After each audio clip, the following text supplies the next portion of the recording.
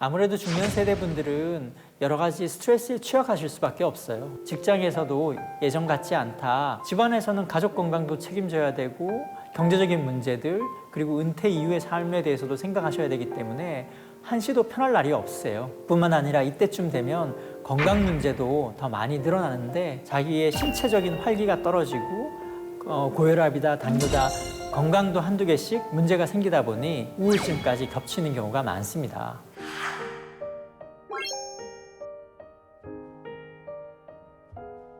중년기 우울증은 남자와 여자에 따라서 양상이 다르게 나타납니다. 특히 여성 중년 우울증 환자는 급격하게 증상이 나타나는 경우가 많습니다. 갱년기가 되면서 증상이 확 하고 드러났다가 또 어느 순간 잠잠해졌다가 또 사라졌나 싶은데 또다시 얼굴이 화끈거려요, 땀이 나요, 몸이 안 좋아요 하면서 우울증까지 겹쳐서 어쩔 줄을 모르겠다, 안절부절 못하겠다 하시면서 갑작스러운 증상을 호소하기도 합니다. 이에 반해서 남성 갱년기 우울증, 남성 중년 우울증은 조금 더 다르게 나타나는 경우가 많은데요.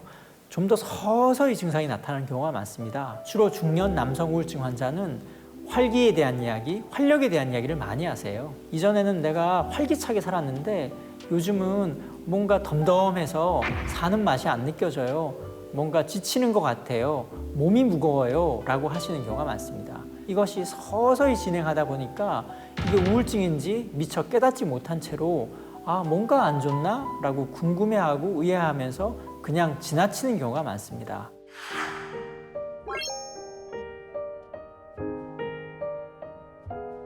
간단한 자기 테스트를 통해서도 금방 확인할 수 있는데요. 우선 기분의 변화를 주목하셔야 합니다. 우울한 기분, 무기력한 기분, 뭘 해도 재미가 느껴지지 않고 흥미가 느껴지지 않는다 라는 식의 기분 변화가 중요합니다. 두 번째는 활기가 떨어져야 되거든요. 무기력하거나 지친다는 느낌이 2주 이상 지속되는 경우에는 우울증을 의심하셔야 됩니다. 세 번째는 생리적인 변화에 주목해야 합니다. 불면증, 성욕, 식욕과 같은 우리 생리적인 리듬이 변화할 때는 우울증의 증상일 수 있습니다. 잠이 안 와요. 혹은 너무 많이 자는 것 같아요. 밥맛이 떨어졌어요. 먹고 싶은 게 없어졌어요. 혹은 반대로 너무 폭식을 하는 경우도 우울증의 증상일 수 있습니다. 네 번째는 자기 자신에 대한 인식이 변합니다. 자신감이 떨어졌어요. 뭘 해도 확신이 서지 않아요. 그러다 보니 자살에 대한 생각, 죽음에 대한 생각까지 늘어납니다. 다섯 번째는 인지 기능의 저하입니다. 집중력, 주의력이 떨어집니다. 기억력까지 감퇴되는데요. 결단 능력이나 판단 능력도 떨어져서 일의 생산성이 저하됩니다. 그로 인해서 일상을 유지하기가 힘들다, 예전처럼 일하기가 힘들다라고 호소하는 경우가 흔합니다.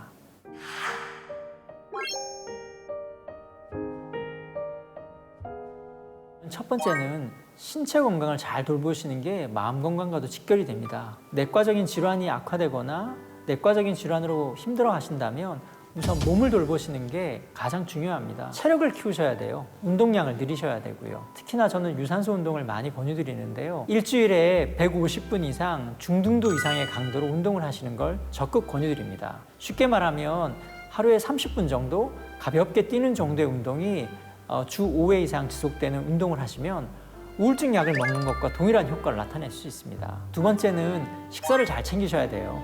너무 과도하게 탄수화물을 섭취하신다거나 폭식을 하시거나 혹은 식사를 거르시는 것, 이런 식생활도 우울증의 발병과 악화 영향을 미치니까 내가 무엇을 먹고 있는지, 건강한 식단을 유지하고 있는지를 꼭 챙겨보셔야 합니다. 수면과 휴식이 굉장히 중요한데요. 피로감이 누적되거나 불면증에 시달리시면 우울증이 개선이 되지를 않습니다. 내가 충분한 휴식을 취하고 있는지, 잠은 잘 자고 있는지, 수면의 질은 좋은지를 꼭 확인하셔야 됩니다.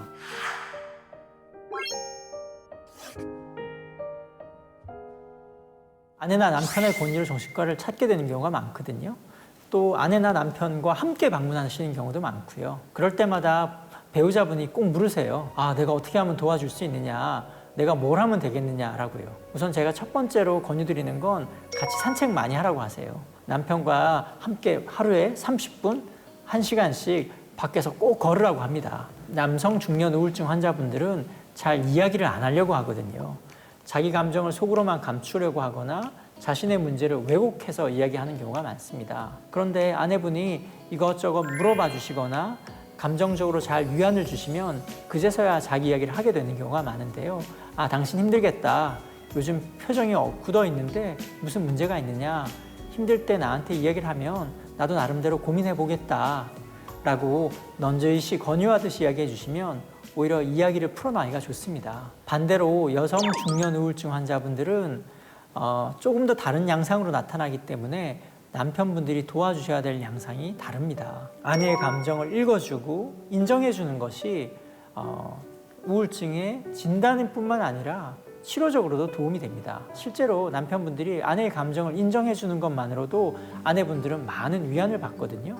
그래서 아내의 감정을 살피고 있는 그대로 받아주겠다라고 마음가짐을 갖는 것이 남편분들이 하셔야 될 일입니다.